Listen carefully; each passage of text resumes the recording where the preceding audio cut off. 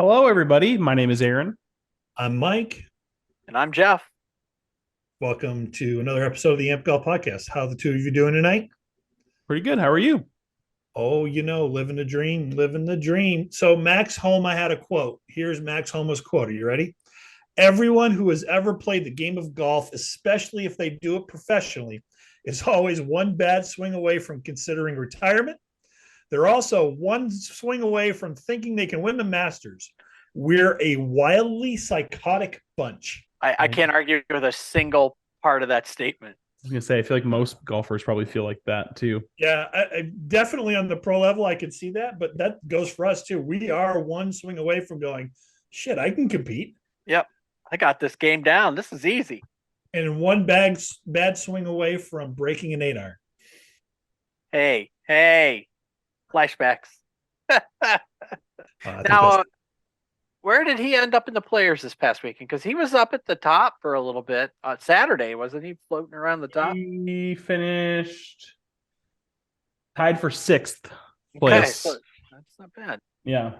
he did very good again. He's been playing some really good golf this year, and I think that He's moved up. He's almost in the top 5 in the world right now. He's up to sixth in the Yeah. world ranking. So I he's think climbing that leaderboard. yep, he's coming. He's coming. So I love it. Would you rather watch a live golf event or non-elevated PGA Tour event? Non-elevated Yeah, PGA PG. Tour. Yeah, any day of the week. Why?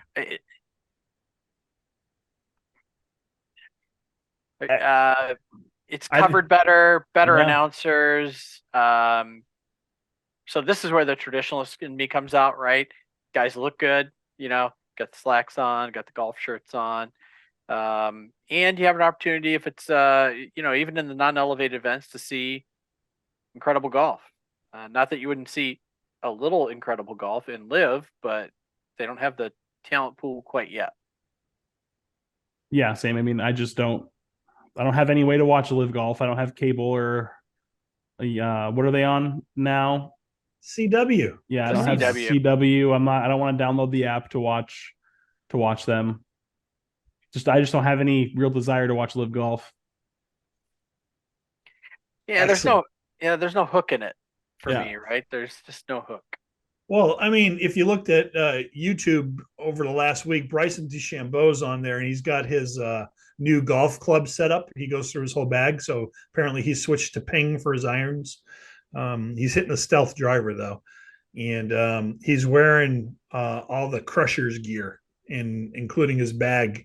Has got I think it's the Crushers anyway. Crushers on it, and the website's supposed to be up anytime now, so that we can order all our Crushers swag and shirts and hats and stuff. Yeah, really Get quick. my- Let me reach for my wallet. Get my credit card ready for that.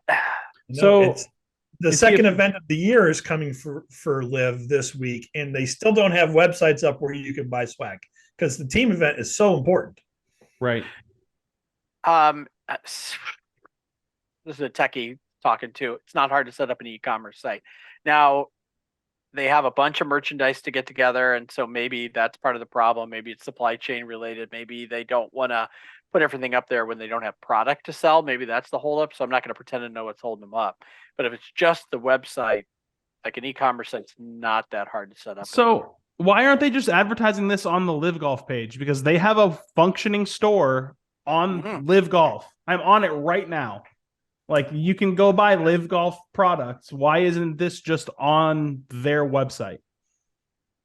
And that's a great point. Great question.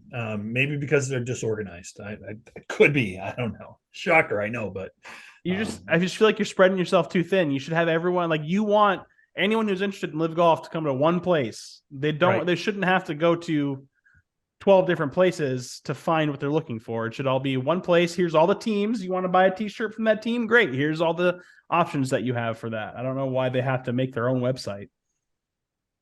yeah, I'm not sure either. So to go along with the would you rather, if you're a sponsor of a tour that's not an elevated event, are you pissed off that you didn't get selected, or are you still okay with it? So if for me, there'd be two things going on. Number one, I would be trying to figure out why I didn't get chosen, right? Why my event didn't get chosen, what they're looking for. And two, lobbying the PGA like a madman so that next year my event gets chosen, Yeah. right? Because they're going to move them. So just because you didn't get chosen this year doesn't mean you're not going to get chosen ever, but you got to figure out what the criteria is and then you got to work to it, right? And if that means buying expensive bourbon for the commissioners for weeks on end, so be it. Then that's what needs done. I use that because I'm always bribable with bourbon, so that's why I use it. One more thing they need to give Jay Monahan crap for. Well, he got enough bourbon, high-end bourbon, to go and select the John Deere Classic as one of the elevated events. Yeah, he got 3 bottles of Pappy, and he said, "You're in."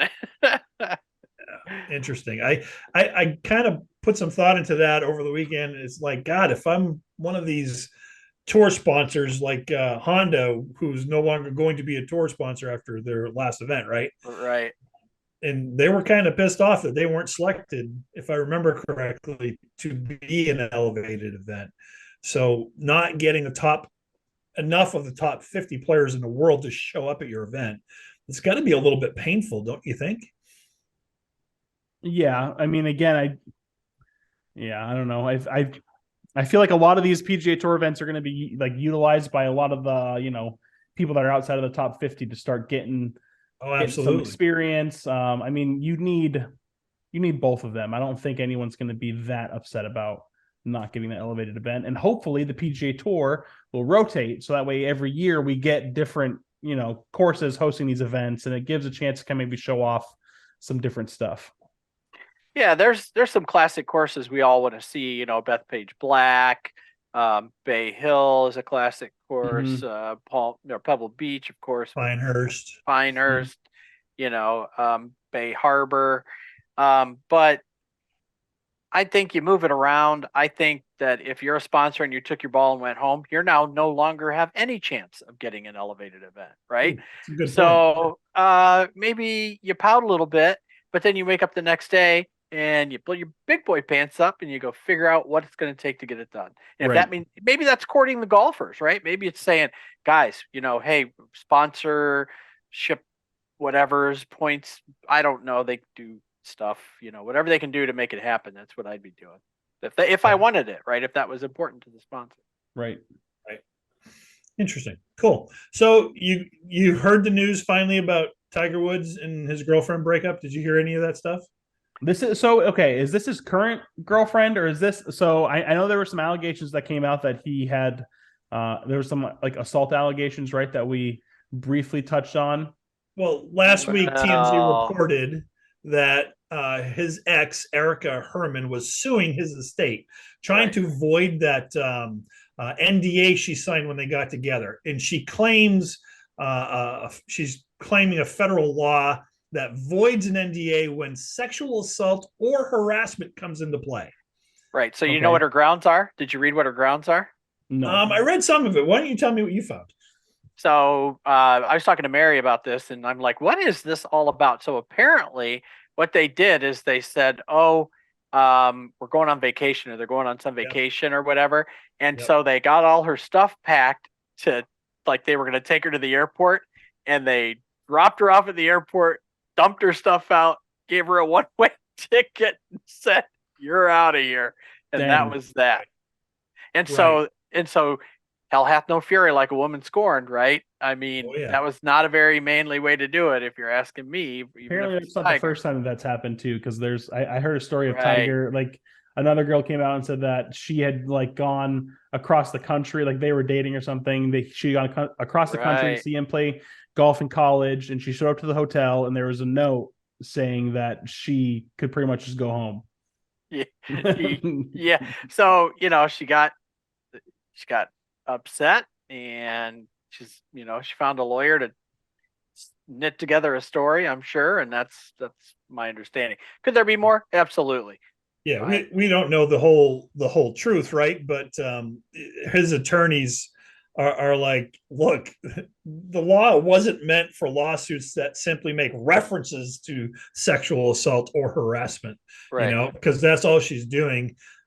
She was pissed off that she they broke up, and he wanted her out, and she refused to leave because they had an agreement that she could live there and stay there and blah blah blah. So Right.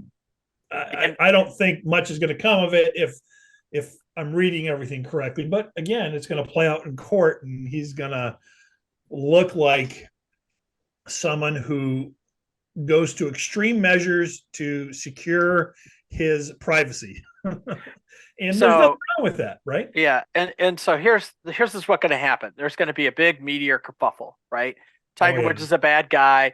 There's going to be podcasts for days about what an asshole he is, and Tiger this and Tiger that. Oh, it's stripper poles and cocaine all over again. You know, whatever it's going to be, right? yep, And there isn't a woman on the planet that wouldn't drop what she's doing and run over there to be with Tiger Woods. It's not going to make a bit of difference on his dating life whatsoever. Heck, right. if he called me, I'd drop what I was doing and head over. I Right. mean, it's Tiger Woods. Yeah, according to their reply to the lawsuit, his attorney said that he did put her up in a luxury resort after their breakup and provided funds that she could apply towards a new residence. Right, and apparently Woods wants in on this lawsuit himself now. It's not just the trust that she's suing. Woods is like, I want to be in the lawsuit as a defendant too. So please add me. All So right. he must be pretty confident in his stance. Yeah. Yeah, I don't think anyone would do that if they were, not confident about it. Right. yeah. Be careful what you wish for when you file a lawsuit, huh? Yeah. Yeah. So this is going to play out. This is going to be interesting, and Tiger's going to get some shit for it, and the haters are really going to pile on. So Absolutely, as like they always. always, as Yeah. they always do. Brooks Koepka dropped out of the top 100 for the first time in 9 years almost this week. So he's now number 102 in the world, his worst since coming in at number 103 September of 2013, and the first time he's hit triple digits since hitting 100 in June of 2014. So another fall from grace on a live player, and the live faithful are jumping all over he should get world ranking points and this is why. But let's talk about his last four PGA Tour events, which were the four majors of 2022, where he missed the cut at the British Open and the Masters after I picked him to do well at the Masters, and finished 55th at the U.S. Open and the PGA Championship. So neither of those are going to keep you anywhere near the high ranking that you deserve, or think you deserve, I should say. So he also finished 27th in the first 48-man field in Live's season opener this year. So he's not playing good golf, and he hasn't for a while. So the Netflix series, his comments of Netflix series were pretty eye-opening, weren't they, Aaron? Yeah, and again, I mean, we talked about this a little bit last week. It kind of made me feel for the guy, because it's one of those things where, like, once you stop kind of believing in your ability, and it kind of seems like that's kind of where he was at in that time, where he just like wasn't very confident with himself, didn't really have that killer instinct that he had, a few years ago. And he seemed like legitimately kind of depressed about it. And that can take a lot of wind out of your sails, especially if, this is probably one of like the worst way to say this, but like one of the only things that he's really great at, is being a really good golfer. So I'm sure it sucks knowing that he's not going to be able to perform at the level that he wants to. Well, a couple of things, honestly, is that I noticed that it's not Brooks coming up and complaining about why he's slid in the world golf rankings. It's all the fans Everyone and else, everybody, yeah. right? I think the golfers knew going in, because there was no agreement with the World Golf Organization about getting points, right? So I think all the golfers knew it was going to happen. So to the fans who didn't know it was going to happen, it kind of makes sense that it did happen. I don't know what else to say about that. But to the faith in yourself comment, Aaron, 100%. Mm-hmm. I mean, especially for athletes that operate on a professional level. Oh, yeah. That's why, for example, they say cornerbacks and safeties in the NFL have to have the worst memories in football. Why? Because they're going to get burned for touchdowns. Mm-hmm. And if that becomes the mindset, they're never going to perform again. They got to forget the last play and do what they do best. So, same kind of thing. at pro athletes, golfer or goalies in hockey. Once you start letting pucks through, why do you think coaches pull them? They don't want them to get in that mindset. Right. Because then it's just Yeah, there was a who was it? I don't remember the two teams that played, but one of the teams let up 10 goals and they left the goalie in for all 10. Oh my gosh, that's just punishing. It was pretty brutal because you don't see that very often, but that's definitely a demoralizing situation to put yourself in. But you're right. Yeah. And one of the hardest things is that we as recreational amateur golfers have is letting go of that bad shot and looking ahead to the next shot and focusing on that one, right? So we talk about that constantly, especially when we're on the course. Let it go, just let it go. Right. I can only imagine what that must be like for someone who, only a couple of years ago was winning majors like it was nothing, making everything look effortless. I mean, when Brooks Koepka was winning majors and he won those 4 majors, he made everything look so easy on the golf course. He was making every putt. He was hitting great iron shots. I mean, it was just, he had it all right there, and he got injured, and that seemed to really just kind of be it. And he couldn't stop getting injured. It's just like little tiny things, a wrist injury, a leg injury, something like that, where he probably couldn't play or practice for, as much as he wanted. And it just compounds all those mistakes and compounds all those bad thoughts.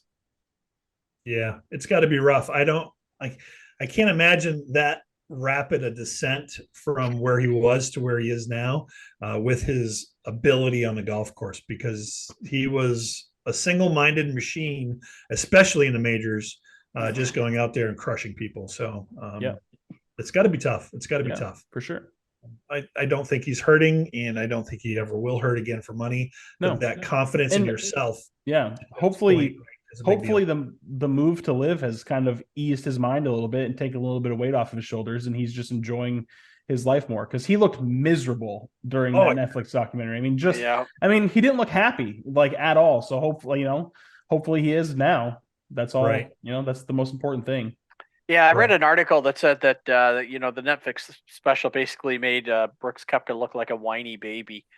Pretty much was the title of the article, and I forget the byline on it, but he looked. I think it was a guy who was just kind of down on. Look bad. Yeah. I don't think it made him look bad, and I don't think it made him look whiny. It made him look real to me, and I was able to connect with him for one of the first times ever, because I never connected with him. He was vulnerable, and I had some empathy for the guy.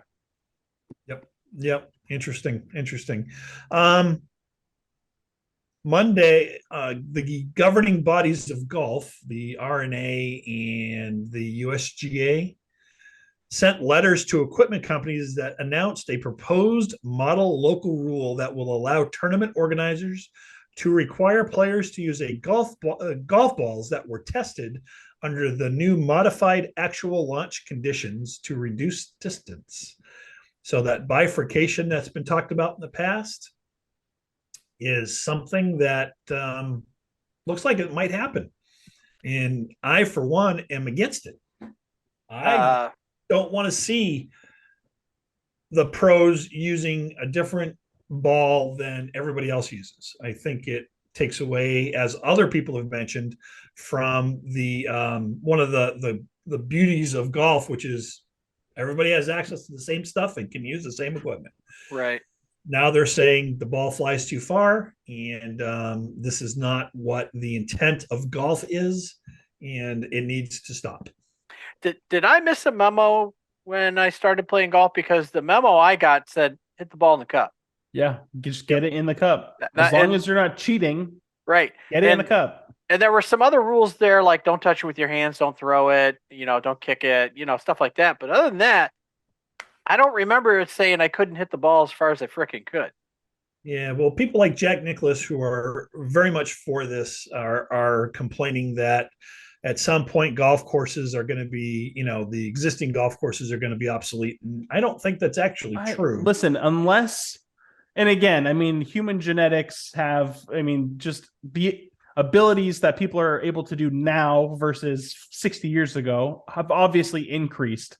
But at some point, you can only hit a golf ball so far with, everything, the human body cannot go past its limit unless you're illegally enhancing it or you're illegally enhancing your equipment. So I kind of want to know what that limit is. Well, here we go, Aaron. Too. Here's the other Yeah. side of that.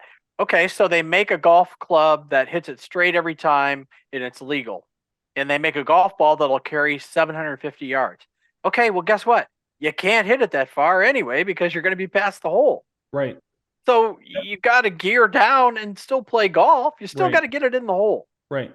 And it's really what it comes down to is the drive. Like they're not talking about, how far you're hitting your irons or how far you're, Right. hitting your wedges or anything like that. It's how far you're hitting a drive. So, there's only so much, there's a limit to that. This isn't this crazy spectrum where you're going to get people hitting it 600 yards while half the field is only hitting it 290. Like that's not a realistic stat. And I think that's kind of where a lot of people think that it's headed. It's just going to be like, you're going to have 3 guys that can hit it 400 every time, but I don't know that you're going to be able to do that, even in the best conditions. Yeah, they futz with baseball sometimes too, and then you end up with these seasons where people hit 60% more home runs than they did last season. They go, yeah, maybe we shouldn't mess with the equipment. Yeah, maybe you should.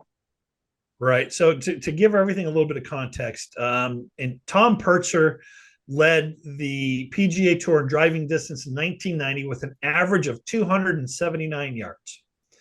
John Daly led it in 1995 at 289 yards. Right now, Rory McIlroy is leading the tour in driving distance at about 327 yards. That's not even that crazy.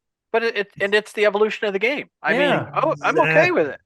Exactly. So what they're going to do is every golf ball manufacturer sends their balls in, right? And once they're weighed and measured and stuff like that, Iron Byron, the robot, hits a titanium driver swinging at 120 miles an hour, creates a launch angle of 10 degrees with 2,520 RPMs of backspin, plus or minus 120 RPMs. Under those conditions, balls are not allowed to exceed the overall distance standard of 317 yards of combined carry distance and roll with a 3-yard tolerance. They're going to change that, and they're going to test balls at 125 to 127 miles an hour.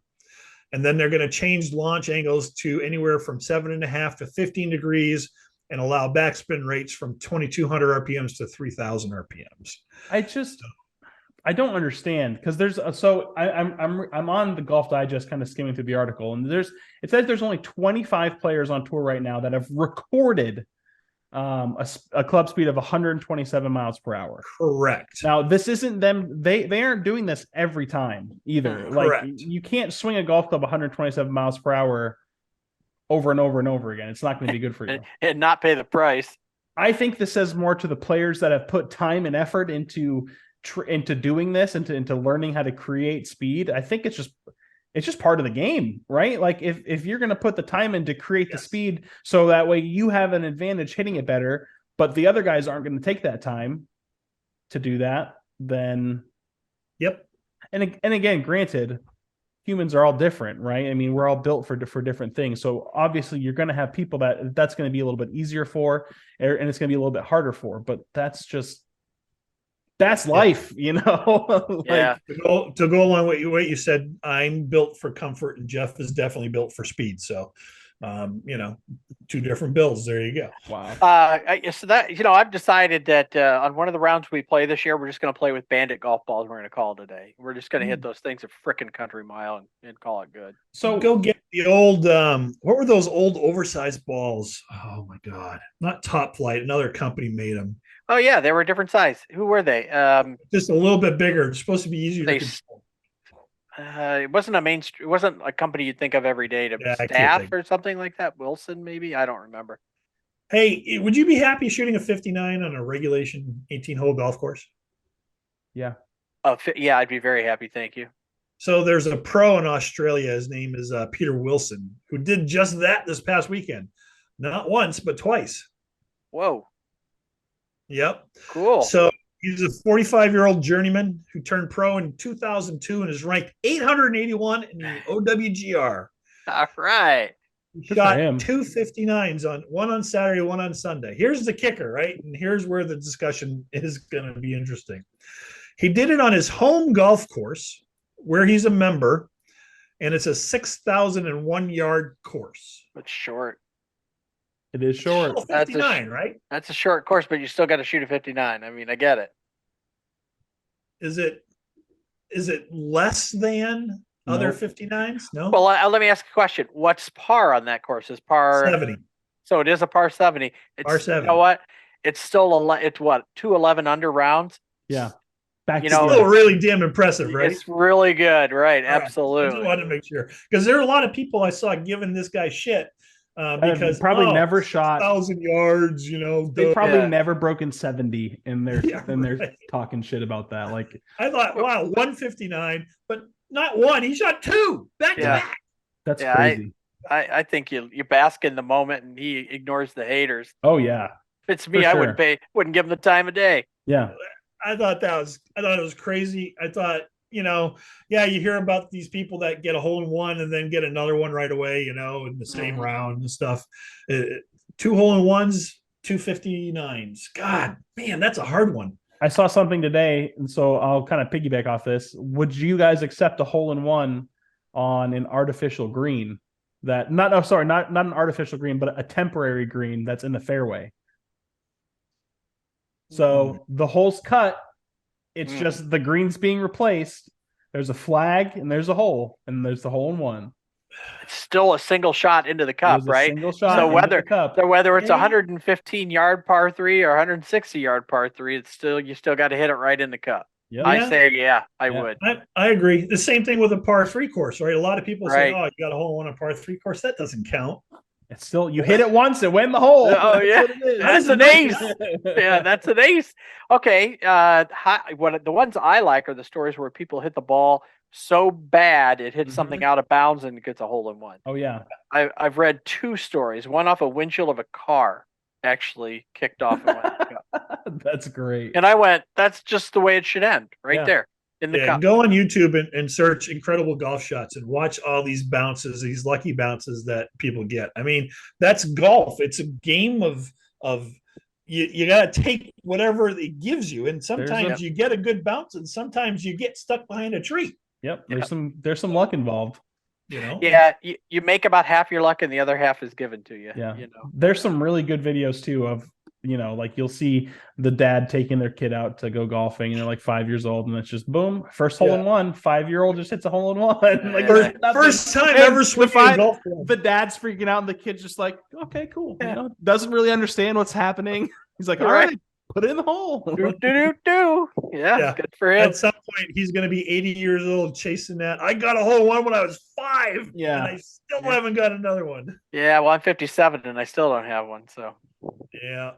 Well, I'm not far behind you, and same here. So, but hey, maybe this will be the year. Yeah, Mary doesn't have one either. She's come close, but she doesn't have one either. Cheaters don't get them. So. Oh, yeah, we're not going to tell her. We'll probably tell her. We can tell her that. That's okay. That's okay.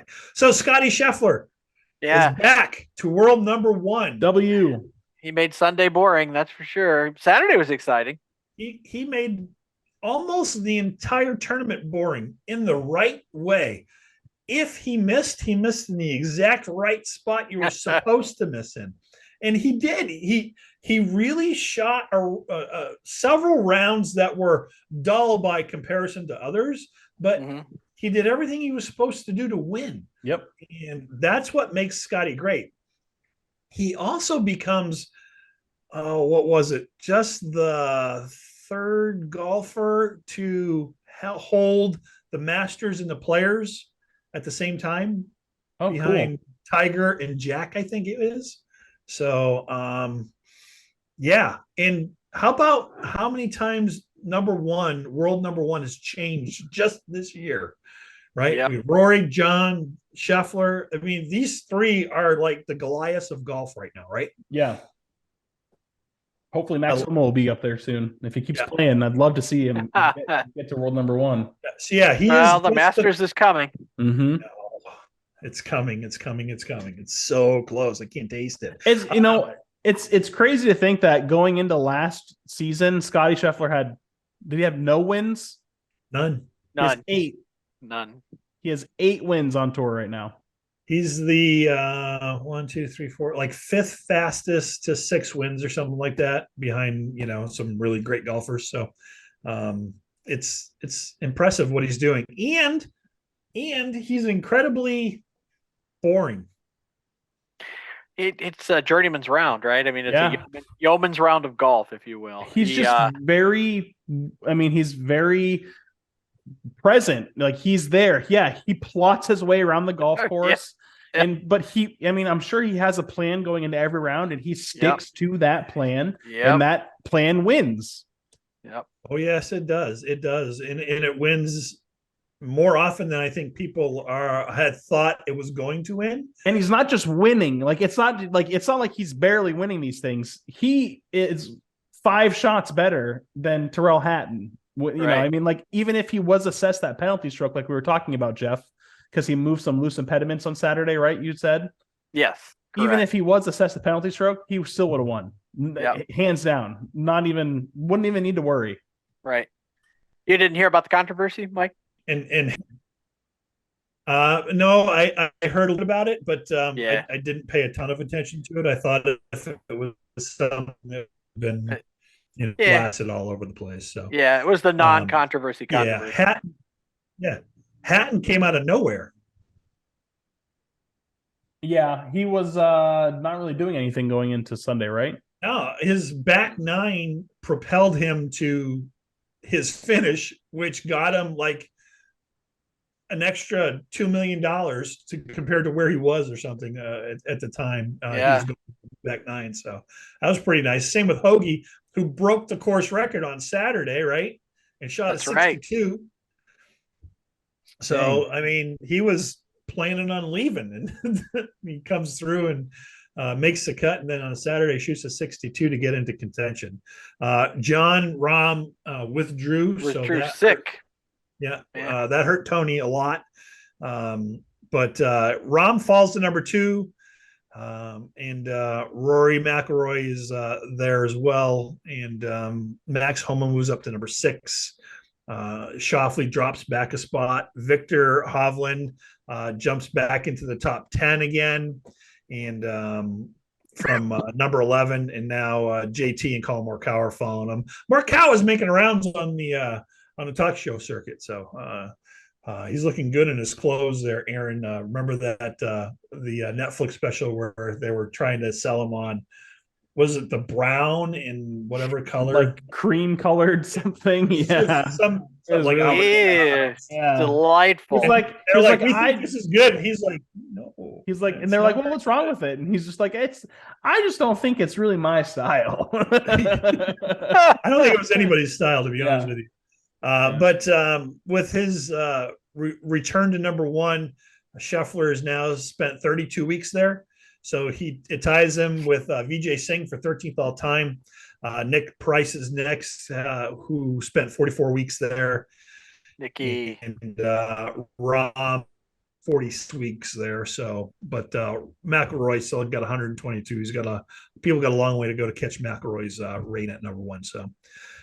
So it's 5 changes now to number 1, and it's switched hands 9 times, starting back in May of May of 2019, when JT took it number 1 from Dustin Johnson. So it's interesting to watch the world golf rankings change. What's even better is Ricky Fowler keeps climbing. Yeah, well, he had another. Let me pull it up here. I was just looking at it, but I think another top. He's tied for 13th, so he's another top 20 finish. You know, he's just being very consistent right now. Yep, he's back up to number 59, and I think that the way he's playing now, I could see him playing in the very well in some big tournaments coming up and making the playoffs again. So you have to get in the top 50 to go to the Masters. You got to be in the top 50. Yep. So if he can keep kind of grinding away, there's a few more. I mean, if he can win, he'll probably get there. But I mean, if he can maybe get a runner up or another top 10, he might get pretty close to being able to go.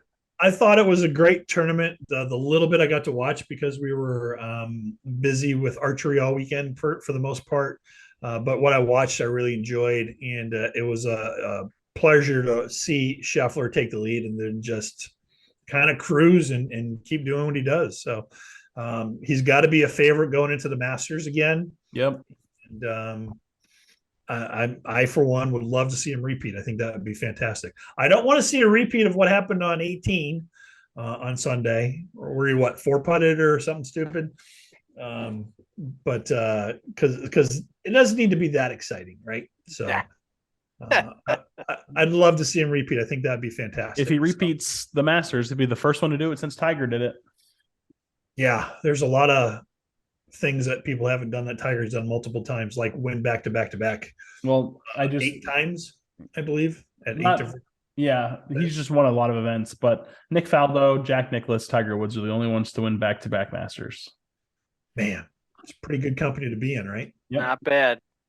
So this week we have the Valspar Championship. It's not a elevated event, so they don't have that designated status, and everybody's assuming that it's a major drop-off in talent. However, Spieth, JT, Matt Fitzpatrick, and Sam Burns, gearing up for the Masters, back-to-back champions, Sam Burns, are all going to be there. So they're playing at Innisbrook Resort, Copperhead course, another pretty famous course, par 71, 7,340 yards. So, and it's a course that demands accuracy off the tee. Yeah. They have smallish greens, but you're going to have to be playing the middle of your bag a lot from Scott Stallings' point of view.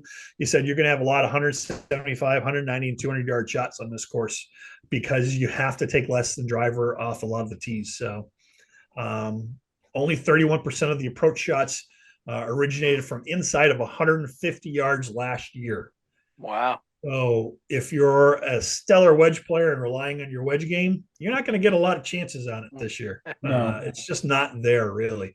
There's not a ton of water. It's only on 9 holes, which to us is a lot of water, but unlike at Sawgrass, it's a little bit less. So a lot of double bogey or worse here on this course. So it could be very interesting, and you're looking to see people that can strike the ball really well with their irons do well here. JT is the clear number 1 here with Jordan right behind him. They're saying Matty Fitzpatrick, Sam Burns, Keegan Bradley, Adam Hadwin, Tommy Fleetwood, who's an interesting one, Brian Harmon, another interesting one. Justin Rose is in a top 10 favorite here, and he's been playing very well this year.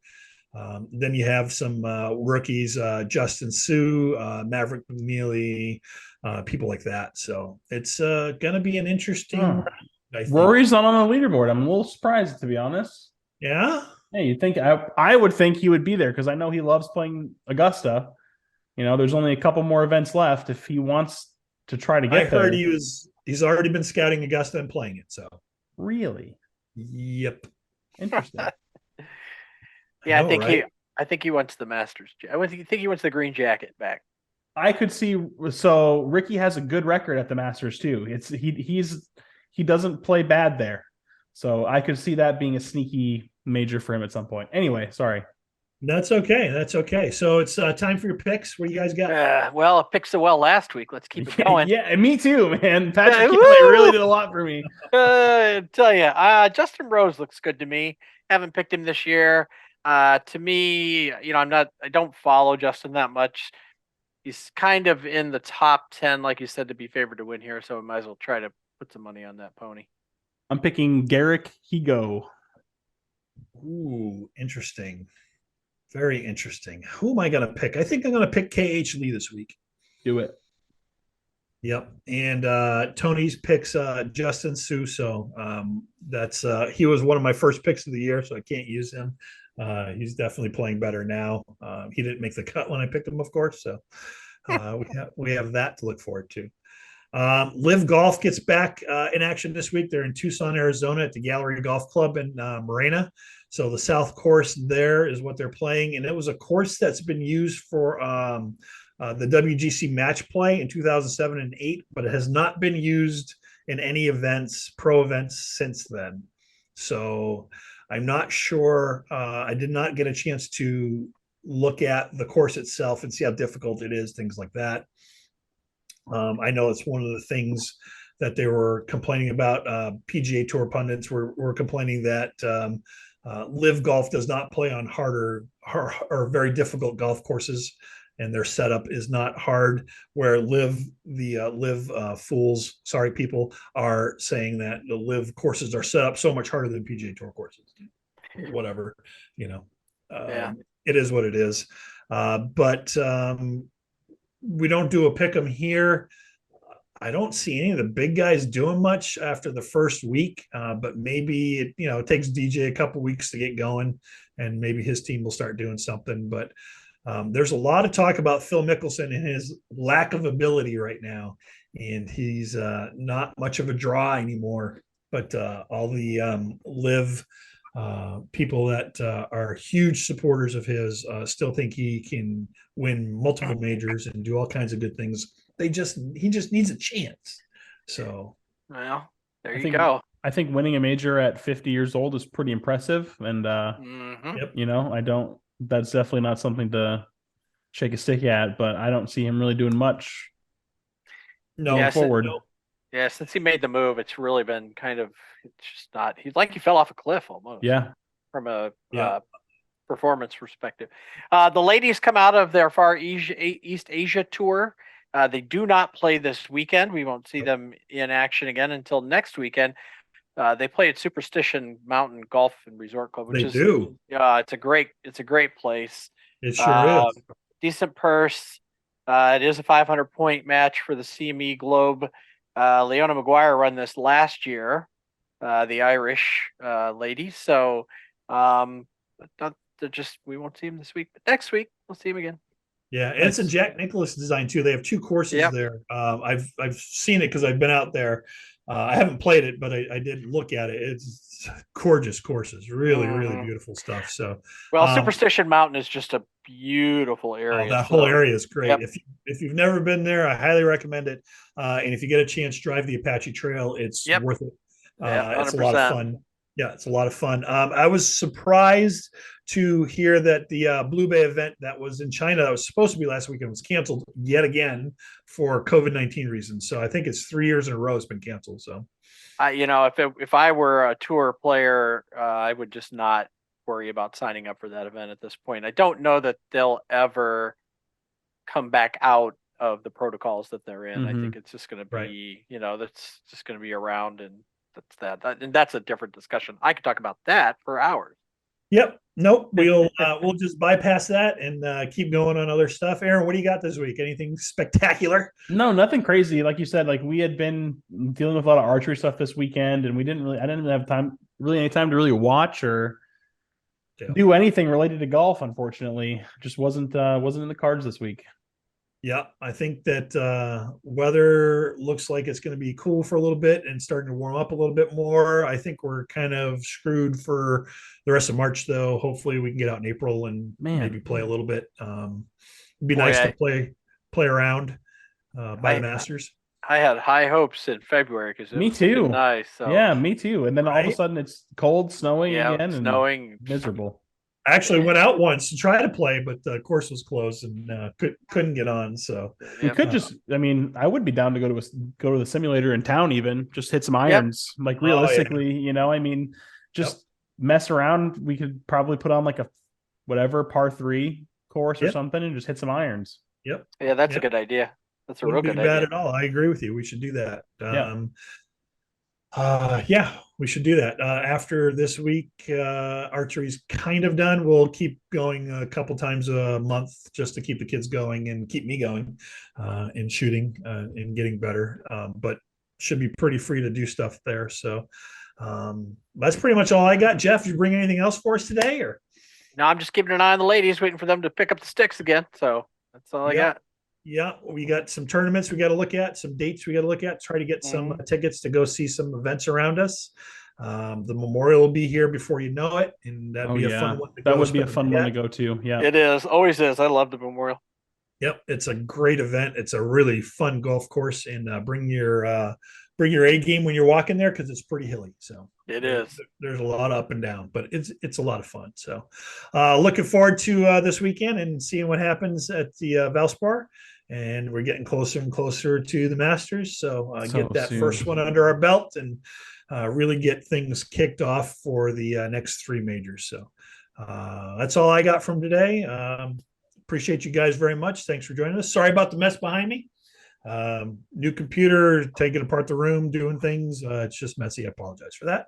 And if you haven't done so already, please subscribe. Consider subscribing to our YouTube channel, and give us a like and throw some comments our way. We'd love to share that with you.